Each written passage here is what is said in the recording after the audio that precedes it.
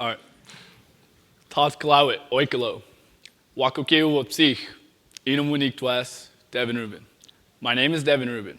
I'm 17 years old, and I come from the Nez Perce Reservation in Lapwai, Idaho. I'm also a water activist and a river guide in training. My family has always been hunters, fishers, and gatherers. We provide traditional foods like salmon, or what we call natsoch, for some families on the res. It is important because some families don't have the time or the skills or the money to get out on these parts of the lands, which results in some families having health and addiction issues. In the Nez Perce creation story, Salmon was the first person to give himself up to the new two-legged people, which is us. And thanks to his gift, we were able to flourish. Elders say the health of all rivers and the salmon and the people are all connected. I've carried these teachings, and that's why I've joined Pandion, land-based learning for Native youth. Thanks, Devin. My name's Shimeall. I'm 23 years old from Oregon, and I'm a co-founder and the current director of Pandion. I grew up the kid of backcountry guides, so like Devin, time on land was a foundational part of my childhood, and it's a big part of the reason that I became a guide in my own right, because I wanted to share this experience with people.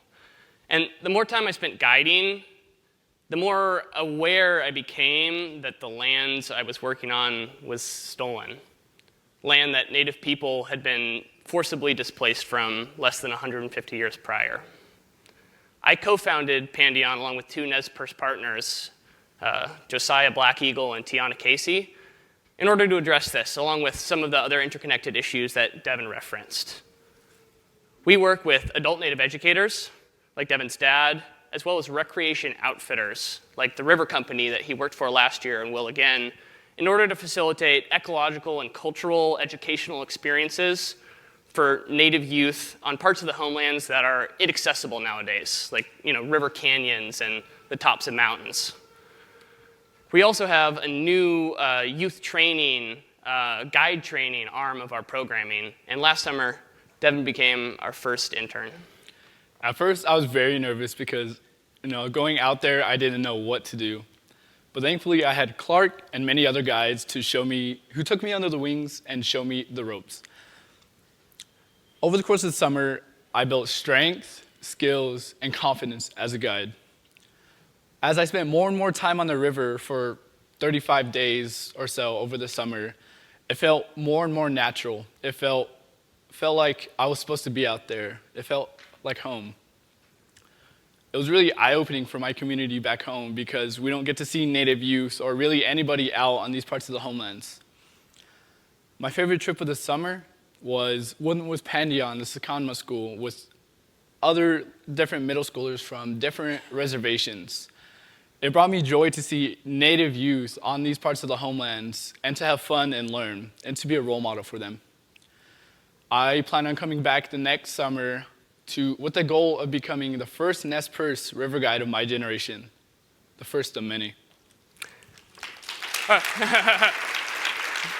That is worth a clap. We got one little more part, but that's some dope-ass shit, for real. Just talking about generations, it's important to acknowledge for us that although we're the ones up here speaking, this work is multi-generational, and it needs to be. And that's one thing I've learned as a white person working with Native communities, one of many things, is the importance of respecting elders and how deep that goes. We actually refer to our program participants as future elders as a way of both honoring them and indicating the degree of responsibility that they're inheriting. We're at a stage where the support of the Ambition Accelerator really will make a foundational difference for us. We'll be able to double our impact. We'll be able to place and directly supervise 2 more youth interns, Native youth interns, at Recreation Outfitters next summer, as well as doubling the number of youth total program participants from 25 to 50. So that's 50 Native young people having transformative week-long experiences out on the landscape together. This intersection of indigenous communities, outdoor recreation and land is a really important one with tremendous potential for growth. And we want to continue to build these connections throughout our region and eventually in other cultural and geographic areas. And this is important for all of us. We all need youth, young elders, future elders like Devin to be our next generation of land leaders and protectors. And the long-term well-being of all of our communities and all of our landscapes relies on it. Thank you.